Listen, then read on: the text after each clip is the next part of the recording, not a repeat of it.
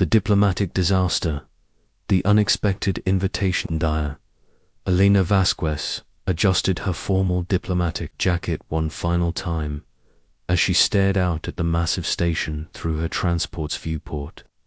Harmony 7 floated before them like a crystalline flower blooming in the void, its 7 arms stretching out in perfect symmetry. Each arm represented one of the major galactic civilizations, and for the first time in galactic history, an 8th delegation was arriving. The human delegation, Elena, had spent 15 years studying xenobiology and another 10 working as Earth's chief diplomatic liaison. She understood alien psychology better than most, which was exactly why she knew how dangerous this moment truly was. The galaxy didn't invite newcomers to the Grand Council. They tolerated them, studied them, and eventually either absorbed them into existing power structures or quietly eliminated them. Humans had been lucky so far. Earth sat in a backwater spiral arm that most civilizations considered worthless. But humanity's rapid technological advancement and expansion had finally caught galactic attention. This invitation wasn't an honor, it was an evaluation. Dr. Vasquez. Her aide Marcus called from across the shuttle. We're receiving docking clearance for Bay 7 Delta. Elena nodded. Bay 7 Delta. Even the docking assignment was a message. The primary species used the alpha bays. Important secondary powers got beta through. Echo. Delta was where they put species they weren't sure about yet. First impressions and calculations, the docking process took nearly an hour, which gave Elena time to review her briefings one more time. The Zalari hegemony controlled the northern spiral arms through superior technology and cold logic. The Kryn Empire dominated the core worlds with their massive fleets and warrior culture. The ethereal collective used their psychic abilities to maintain influence across hundreds of systems. The Dracani Trade Federation controlled commerce through economic manipulation.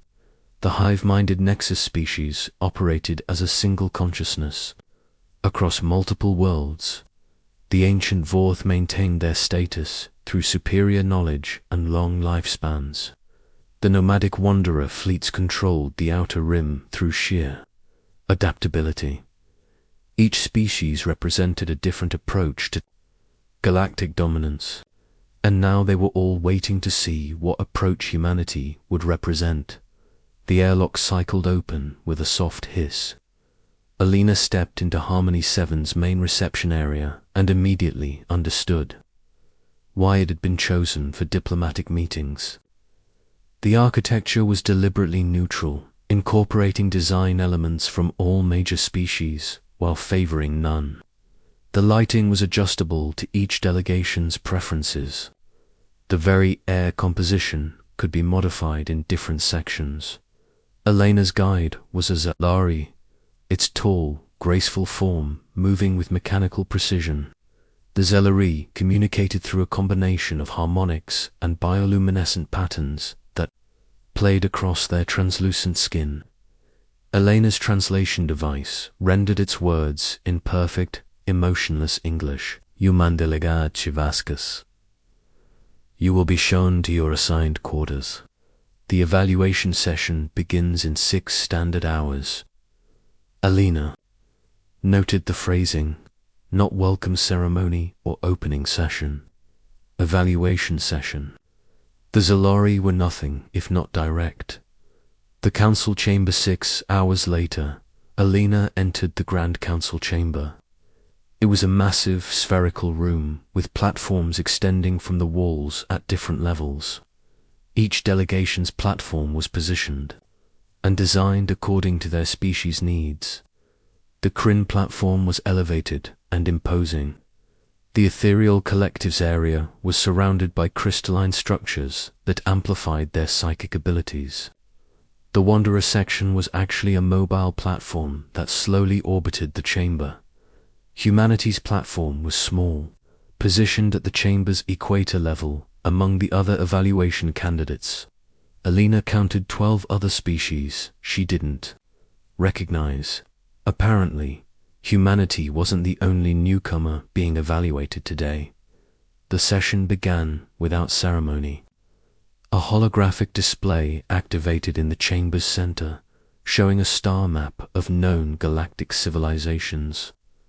Each major power's territory was clearly marked in different colors. Humans controlled perhaps 0.5% of the displayed space. The Kryn speaker was first, its massive armored form making the platform creak under its weight. When it spoke, the translation came through as a deep, rumbling bass that seemed to vibrate through Elena's bones. The evaluation protocols are simple. Each candidate species will demonstrate their primary contribution to galactic civilization. Those deemed valuable will be granted junior membership status. Those deemed redundant or potentially disruptive will be redirected to more suitable pursuits. Alina had expected this, but hearing it stated so bluntly still sent a chill down her spine. She watched as the first candidate species began their presentation. They were called the Orcs, a peaceful agricultural people who had developed impressive terraforming technology. They presented their case clearly and competently. When they finished, the council members discussed their value in hushed tones. 3 more species presented after the Orcs. Each demonstrated some specialized capability. Advanced manufacturing, unique energy sources, superior sensor technology. All were evaluated like products on a market shelf. Finally, it was humanity's turn. The human presentation. Alina stood and activated her presentation system. The hologram shifted to show Earth's history, but not the version most species expected. Instead of showing humanity's wars and conflicts, she showed their problem-solving abilities. The development of agriculture in 6 different regions independently, the invention of the wheel, writing, mathematics, the way humans had adapted to every environment on their planet. Honored delegates, Alina began, her voice carrying clearly through the chamber's acoustics. Humanity doesn't offer you one specialized ability. We offer you something more valuable, adaptability itself. She showed them examples, how humans had survived ice ages and volcanic winters, how they had learned to sail across vast oceans and later fly through the air, how they had taken their first steps into space despite having no natural abilities for void survival. The ethereal collective's representative pulsed with dismissive colors. These achievements are primitive by galactic standards. Most species accomplish spaceflight within centuries of developing metallurgy. Humans took millennia. Alina smiled. Exactly. And yet, we're here. Before she could explain further, alarms began blaring throughout the station. Crisis in the void, the chambers. Emergency lighting activated, bathing everything in red warning light. The Zalari guide's bioluminescent patterns shifted to rapid, agitated pulses. Through the chamber's transparent walls, Alina could see ships beginning to undock from the station in apparent panic. A mechanical voice echoed through the chamber. Ancient defense protocol activated. Station lockdown initiated. All vessels will be destroyed in 60 minutes to prevent security breach. The council erupted into chaos. Representatives from different species shouted in their various languages. Translation devices struggled to keep up. The Kryn delegate was barking orders into a communicator. The ethereal collective members were surrounded by swirling psychic energy as they apparently communicated at light speed. Alina grabbed her Zalari guide. What's happening? The aliens' patterns were now flashing so rapidly they were almost strobing. Ancient defense system, predates current station, built into foundation, cannot override. Who built it? Unknown, precursor species. System activates. Designed to prevent invasion. Alina looked around the chamber. Dozens of different species, all gathered in one place. The ancient builders had probably never imagined a peaceful multi-species gathering. To their automated systems, this looked exactly like an invasion fleet. The fourth delegate, ancient and wise, spoke with the authority of millennia. The system is beyond our knowledge. We must evacuate immediately. The station cannot be saved. Other delegates were already moving toward the exits. In the distance, Alina could hear the sounds of ships launching as fast as their crews could manage the undocking procedures. But something about the situation bothered her. She pulled up the station schematics on her datapad, studying the ancient foundation structure. The defense system had to have some kind of control mechanism. Ancient builders wouldn't create a system that couldn't be shut down when it wasn't needed. "Wait," Alina called out, her voice cutting through the chaos. "I need to examine the system directly." The Kryn delegate turned its massive head toward her. "Human fool, the system is beyond understanding. Even our greatest minds cannot penetrate its logic." Alina looked at the timer counting down on every screen around them. 51 minutes remaining. Most species would need at least 40 minutes to safely evacuate all their personnel.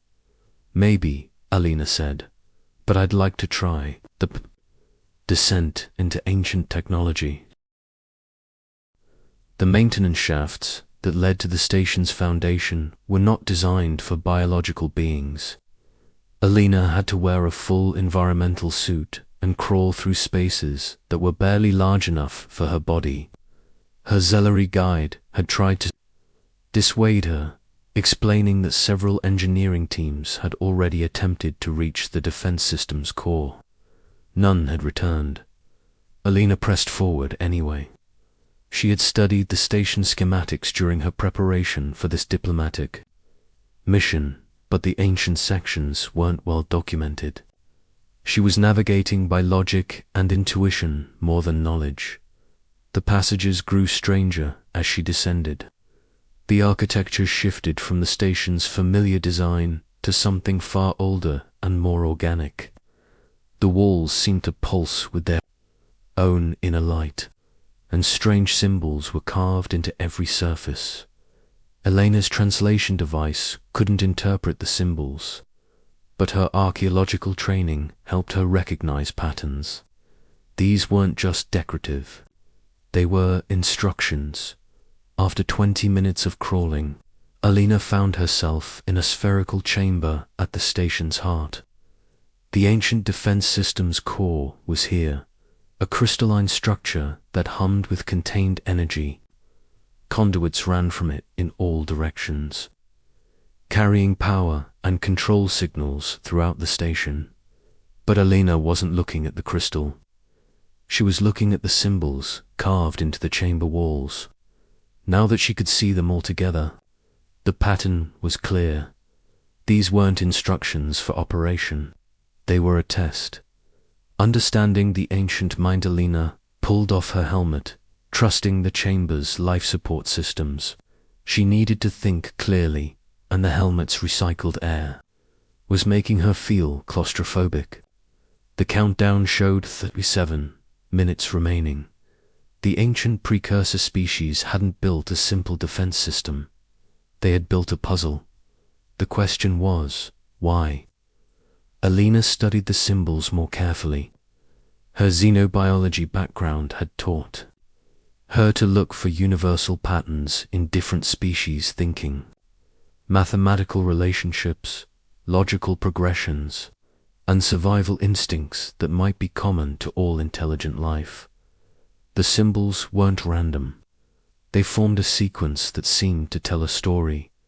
A species encountering other species, contact, conflict, cooperation. The same cycle repeating over and over. Then Alina understood. The ancient builders hadn't just wanted to prevent invasion. They had wanted to test whether multiple species could work together to solve problems. Instead of simply competing for dominance, the defense system wasn't looking for the right species to shut it down. It was looking for the right approach. Alina activated her communicator. Dr. Vasquez, to all delegates in the Grand Council chamber. The Kryn delegate's voice crackled through the static. Human, you waste time. Return immediately for evacuation. No, Alina said.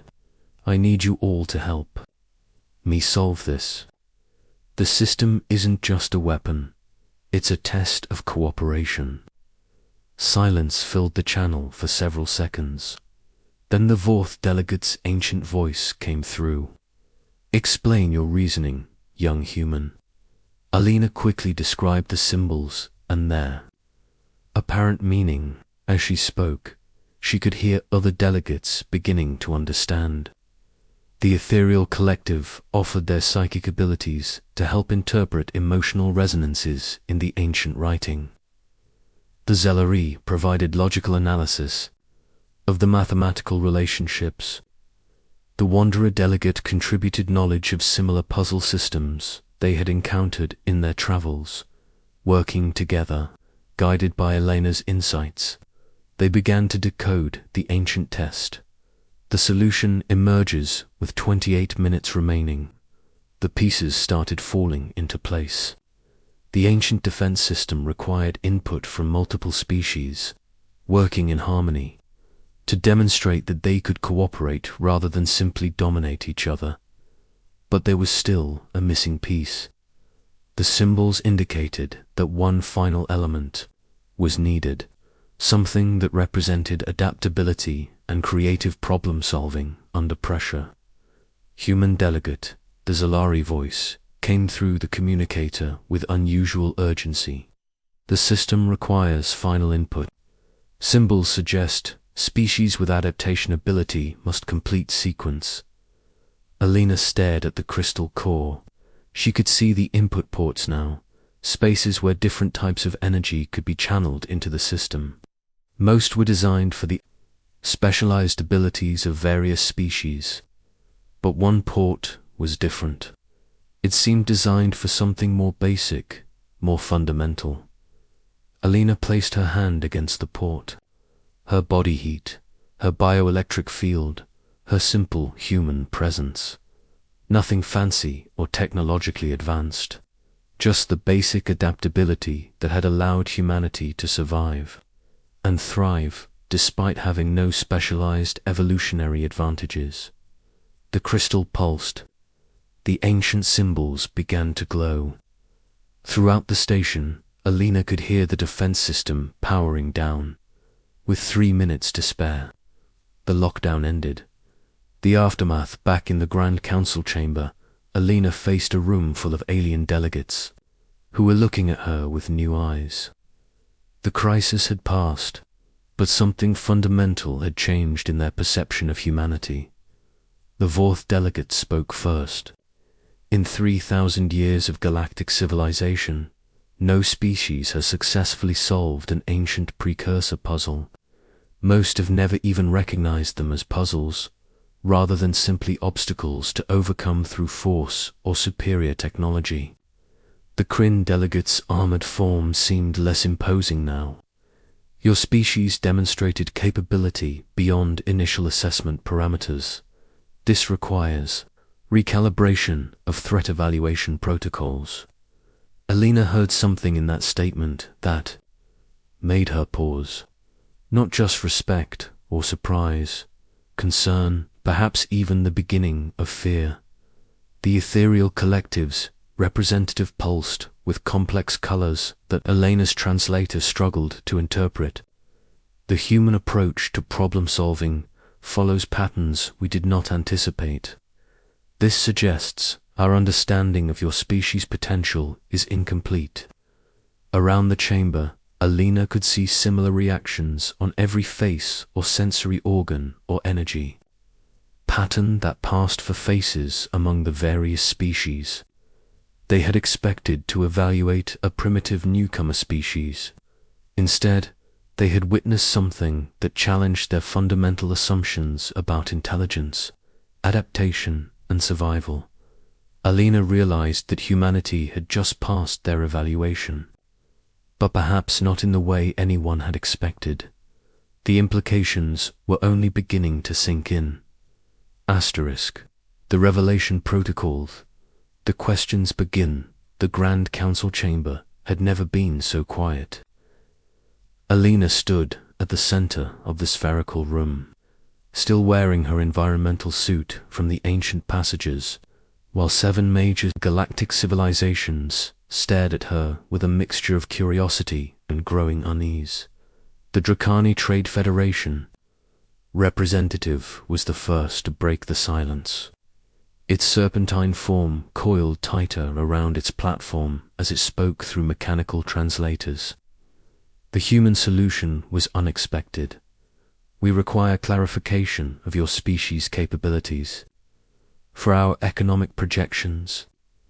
Alina recognized the tone. The Dracani were traders at heart, always calculating the value and potential threat of every commodity. And right now, they were realizing they had seriously miscalculated humanity's worth. The ethereal collectives, representative, pulsed with deeper, more complex colors than Alina had seen before. When its psychic communication was translated, the words came through with unusual intensity. Your thought patterns during the crisis were unlike any we have encountered. There were layers of processing, multiple simultaneous problem-solving approaches, creative leaps that defied logical progression. Explain this phenomenon. Alina looked around the chamber at the assembled delegates. She could see the same question in all their eyes, regardless of species. How had a supposedly primitive newcomer species succeeded where their combined knowledge had failed? You want to understand how humans think, Alina said. It wasn't really a question. The ancient Vorth delegate leaned forward on its platform.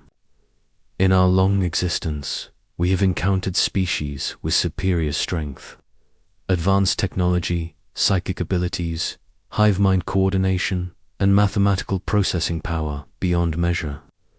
But none have demonstrated the problem-solving approach you displayed. This represents a potential variable we have not accounted for in our galactic stability calculations. Alina heard the deeper concern in that statement. The galactic civilizations had achieved stability through predictability. Each species filled a known role, operated within understood parameters, and could be counted on to respond to situations in calculable ways. Humanity had just demonstrated that they couldn't be easily calculated. That made them dangerous. I can explain, Alina said, but you might not like what you learn. The human paradox. Alina activated the chamber's holographic display system and brought up an image of Earth. But instead of the blue marble that most species expected, she showed them Earth as it had been during humanity's evolution. Ice ages, volcanic periods, asteroid impacts, climate shifts that had driven countless other species extinct.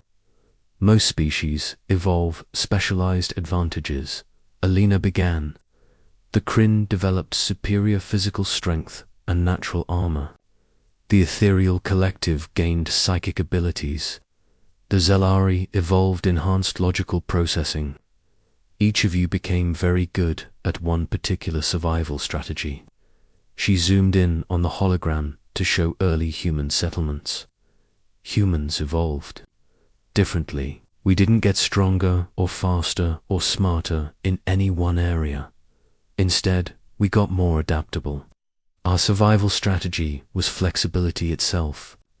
The Nexus representative, speaking through its hive mind consensus, interrupted with a buzzing chorus of voices. Adaptation is common to all successful species. This does not explain your unprecedented problem-solving approach. Alina smiled. Grimly, no, you don't understand. Most species adapt by changing their behavior to fit their environment. Humans adapt by changing their environment to fit their needs. And when we can't change the environment, we change ourselves. She showed them examples. Humans learning to make fire to survive cold climates. Building boats to cross water despite having no natural swimming abilities. Developing agriculture to create food security in unstable environments. Each innovation not just solving an immediate problem, but creating the foundation for solving future problems they hadn't even encountered yet.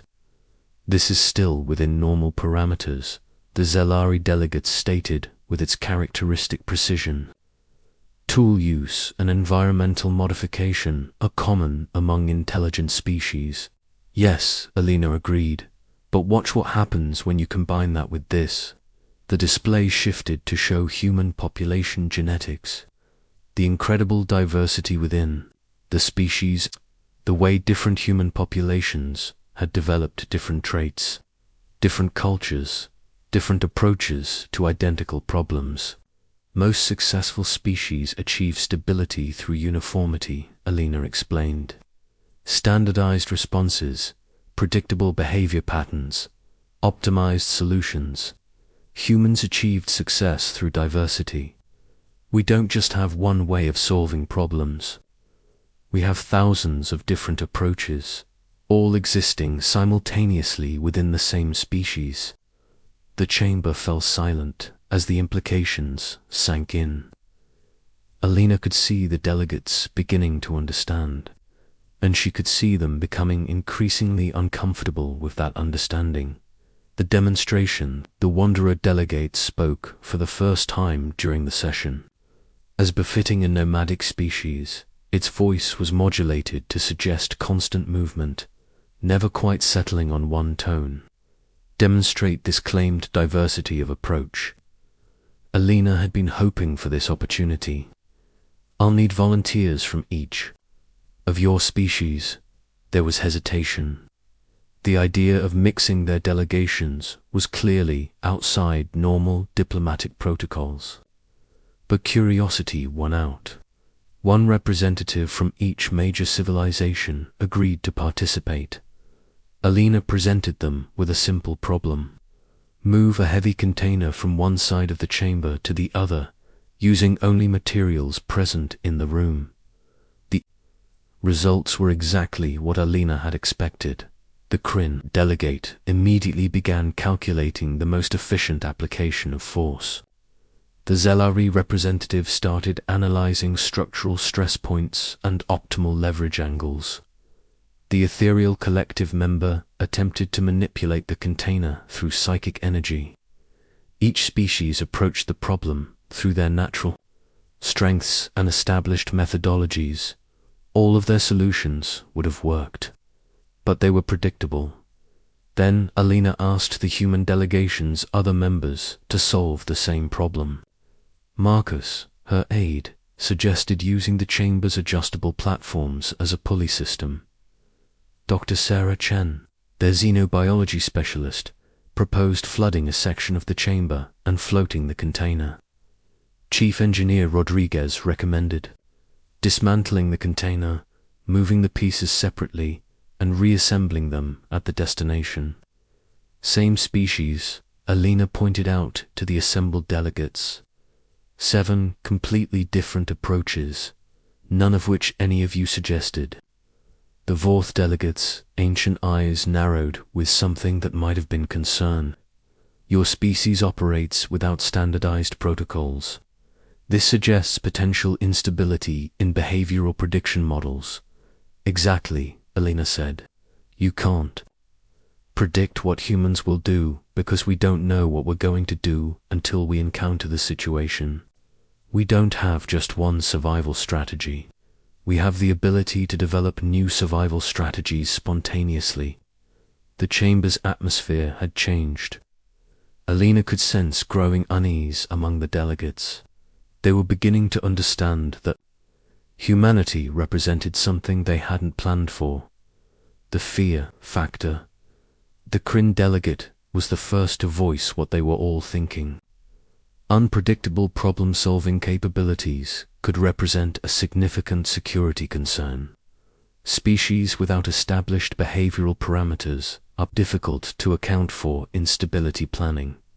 Alina nodded. Now you're beginning to understand why you should have been worried about us from the beginning. She changed the display to show humanity's expansion into space. Not the slow, methodical colonization that most species employed, but the chaotic, diverse explosion of different human cultures spreading across the galaxy in dozens of different ways. Look at our colonies, Alina said. Every one is different. Different government systems, different economic approaches, different social structures. Most species achieve interstellar civilization by perfecting one approach and replicating it. Humans have achieved it by trying everything simultaneously. The ethereal collective's representative pulsed with colors Alina's translator couldn't interpret. When the communication finally came through, it was fragmented. Multiple simultaneous approaches, exponential possibility, growth, behavioral, prediction models insufficient. Threat assessment requires complete recalculation. Alina could see fear beginning to spread through the chamber. Not fear of humanity's current capabilities, but fear of their potential. Fear of what a species with unlimited adaptability might become. You're afraid, Alina observed, because you realize you can't control us.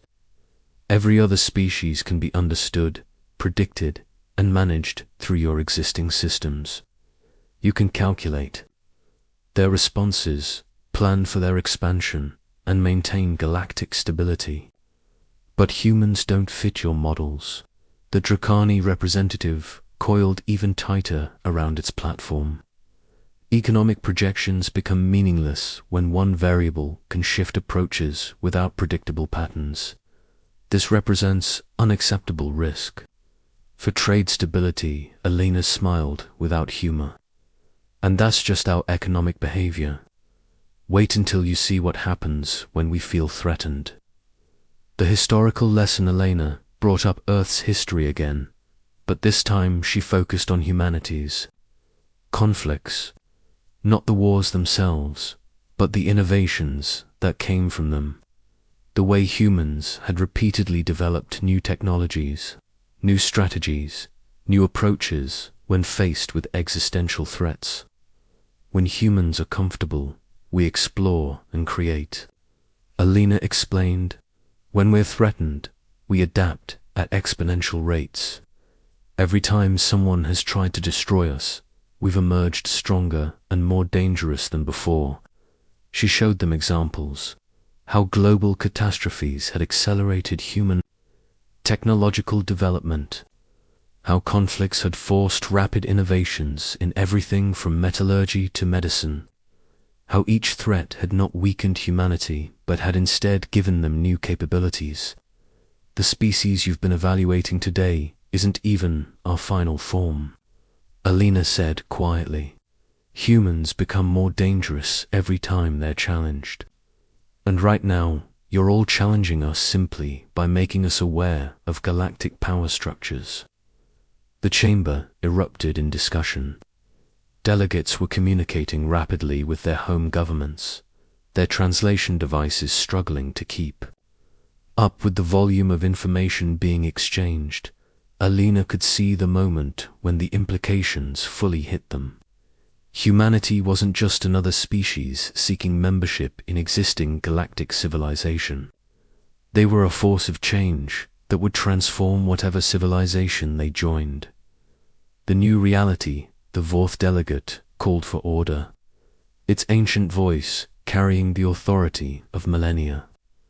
The human delegation has provided disturbing information regarding their species' development patterns. This council must consider appropriate responses. Alina stepped forward. Before you decide how to respond to humanity, let me give you some additional information to consider. The chamber fell silent. Earth's current population is 12 billion humans, spread across several hundred colonies, Alina said. Our technology level is advancing exponentially.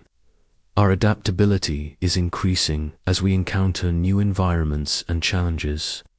And most importantly, we now know we're not alone in the galaxy. She paused, letting that sink in. Until today, humanity was content to expand slowly and explore gradually. We had no reason to compete with other species because we didn't know other species existed at a level that mattered. But now we do know, and knowing changes everything. The ethereal collective representative pulsed with rapid, agitated colors. You suggest that galactic contact will accelerate human development beyond current parameters. Alina nodded. Contact with galactic civilization isn't just changing humanity's knowledge. It's presenting us with new challenges, new threats, and new opportunities. And I've already explained what happens when humans encounter new challenges. The Kryn delegates' weapon systems were humming softly, an unconscious response to perceived threat. Your species could represent an existential danger to galactic stability. Yes, Alina agreed simply. We could. The warning Alina looked round the chamber at the assembled representatives of galactic civilization. Some of the most powerful species in known space, all looking at her with various expressions of concern, calculation, and growing fear. Here's what I recommend, Alina said. Accept humanity as a full member of galactic civilization. Give us access to your knowledge, your technology, and your trade networks. Work with us as partners rather than trying to control or limit us.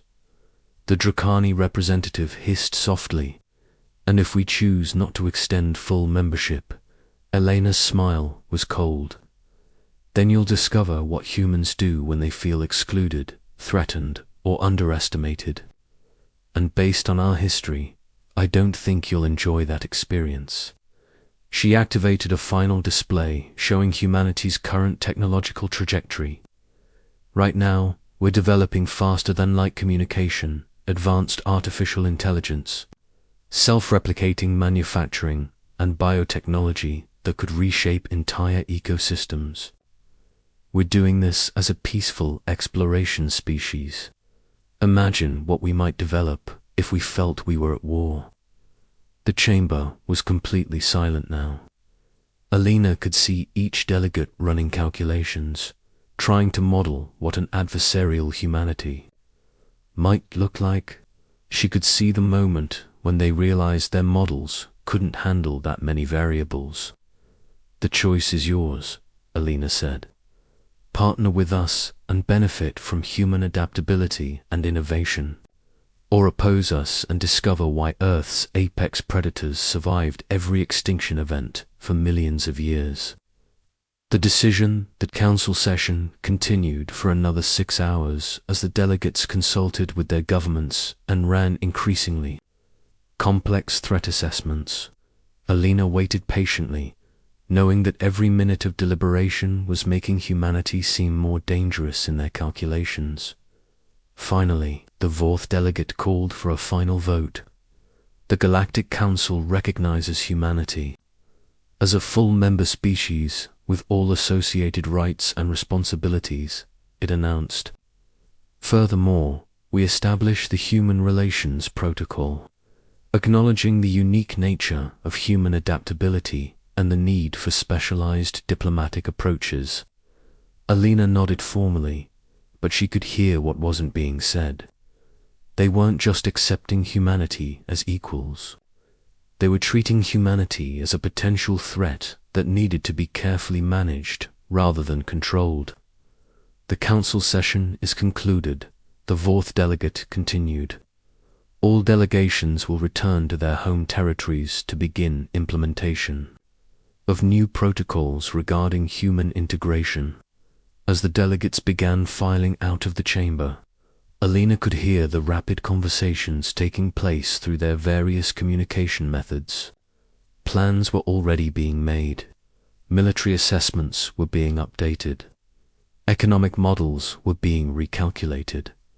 The galaxy was preparing for humanity, and not in the way Alina had originally hoped. The aftermath. 3 days later, Alina stood in her transport's observation lounge, watching Harmony 7 shrink behind them as they returned to Earth. Marcus approached with a datapad full of reports from the diplomatic mission. The initial response from the galactic civilizations has been interesting, Marcus said carefully. Military spending is up across all major species. Technology sharing agreements are being renegotiated. Several species have begun what appear to be crash programs in adaptive technology development. Alina nodded. She had expected this. They're not preparing to welcome us. They're preparing to compete with us. Is that what you wanted? Alina considered the question. I wanted them to respect humanity's potential. I wanted them to understand that we're not just another primitive species seeking membership in their established order. She paused, watching the stars. I got what I wanted. The galaxy now understands that humanity represents something new, something they haven't encountered before. They know we can't be easily predicted, controlled, or eliminated. And they're afraid of us. Yes, Alina said. They're afraid of us, which means they'll treat us as equals rather than trying to manage us as inferiors. Fear can be the foundation of respect, Marcus. What happens now? Alina smiled, and for the first time in days, it was a genuine expression of joy rather than diplomatic calculation. Now we get to find out what humanity becomes when we know we're not alone. When we have access to galactic technology, and when we're competing with species who are actively trying to match our adaptability. She looked out at the stars with anticipation. Now the real adventure begins. The transport jumped to FDL, carrying the news back to Earth that humanity had just changed the balance of power in the galaxy simply by being themselves. Behind them, 7 major civilizations were already beginning the long, difficult process of adapting their entire approach to galactic politics. They were learning, perhaps too late, why natural selection had chosen adaptability over specialization. As humanity's greatest strength, the galaxy would never be the same.